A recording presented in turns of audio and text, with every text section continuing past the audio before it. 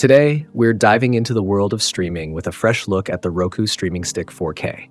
If you've been following my tech reviews, you know I've had a bit of a love-hate relationship with Roku. So is this new Streaming Stick 4K a game changer or just another update? Let's find out.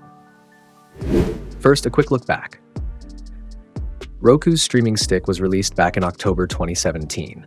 It was a great device for its time, offering dual-band Wi-Fi, 4K UHD, HDR10 support, and an RF-based remote with voice controls. It did its job well, but as technology evolved, it had some limitations. For instance, apps could be a bit sluggish, and Netflix didn't support Dolby Atmos because the device didn't have Dolby Vision. Then came the Roku Ultra in 2024. This device was a step up, offering Dolby Vision and Dolby Atmos support on Netflix, even if you didn't have a Dolby Vision display. But it came with a hefty price tag of $99.99 and had a pesky bug with the digital audio output setting. If you left it on auto, it flagged Dolby Atmos for all audio streams, which was a bit of a hassle.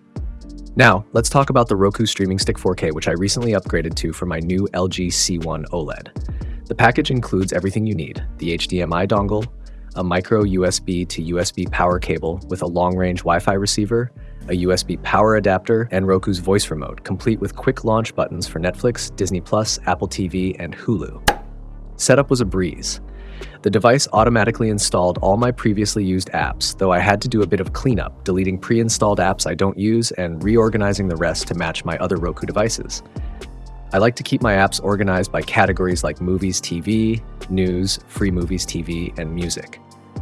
Once everything was set up, I dove into the video and audio settings. The Streaming Stick 4K recognized my display as a 4K Dolby Vision TV, but I noticed HDR was defaulted to on in the advanced system settings.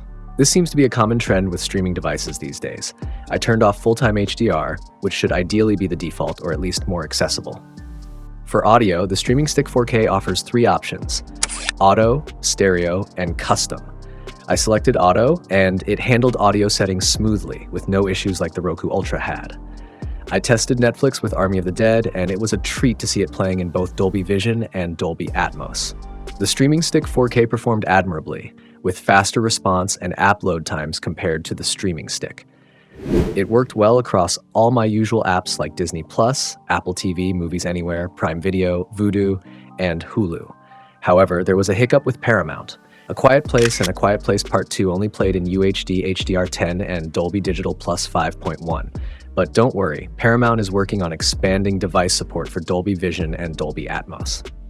Roku Streaming Stick 4K pros and cons. Pros: great value, offers excellent features at an affordable price. Improved performance, faster response times, and app loading. Easy setup, simple and straightforward installation process. Cons: no universal remote support, may be inconvenient for those with multiple devices. Limited app support. Some apps may not offer the highest quality audio or video.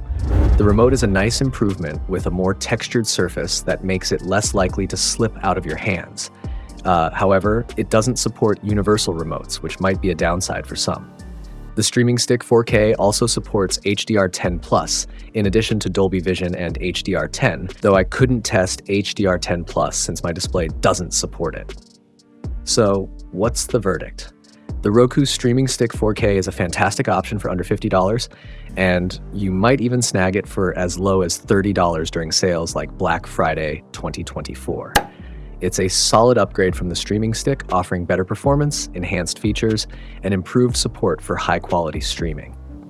If you're in the market for a new streaming device, this one is definitely worth considering.